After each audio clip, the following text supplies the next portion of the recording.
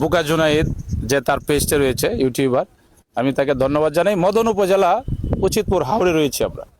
সুপ্রিয় দর্শক, আপনারা দেশ ও দেশের বাইরে যারা রয়েছেন, আপনারা দেখতে পাচ্ছেন যে মদন উপজেলা যে ক্ষতিগ্রস্ত কৃষক, আজ 3 মাস দীর্ঘ কঠোর পরিশ্রম করে তারা এই সোনালী ধান ফসল ফলা, আর এই ফসলেই কিন্তু কৃষক বাঁচলে দেশ বাঁচবে, কৃষক না বাঁচলে দেশ বাঁচবে না। এটা আপনারা সবাই জানি।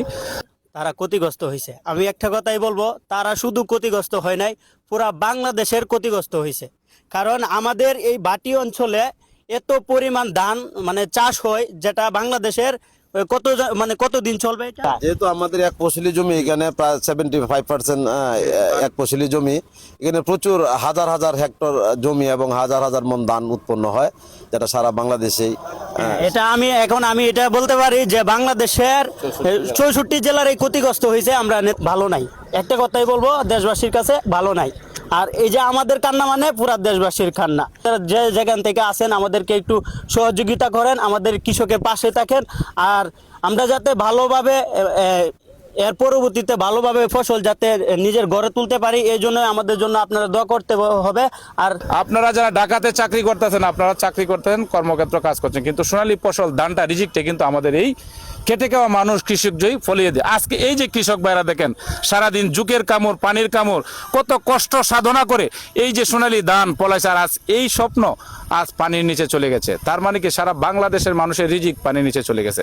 তা আমরা দেশের যারা দেশের সম্মানিত আসনে রয়েছেন, জনাব তারেক রহমান মাননীয় প্রধানমন্ত্রীর কাছে আমাদের অনুরোধ রইল, নেত্রকোনাবাসীর পক্ষ থেকে ওনার কাছে অনুরোধ রইল যে উনি যেন আমাদের এই হাওড় এলাকা যারা কৃষক ক্ষতিগ্রস্ত হয়েছে, হঠাৎ আকর্ষণ এই বন্যা যে মদনের বিভিন্ন হাওর তলিয়ে গেছে, তাদের পাশে দাঁড়ানোর জন্য আমরা বিনীতভাবে অনুরোধ জানাই মাননীয় প্রধানমন্ত্রীর কাছে। এবং আমাদের মদন উপজেলার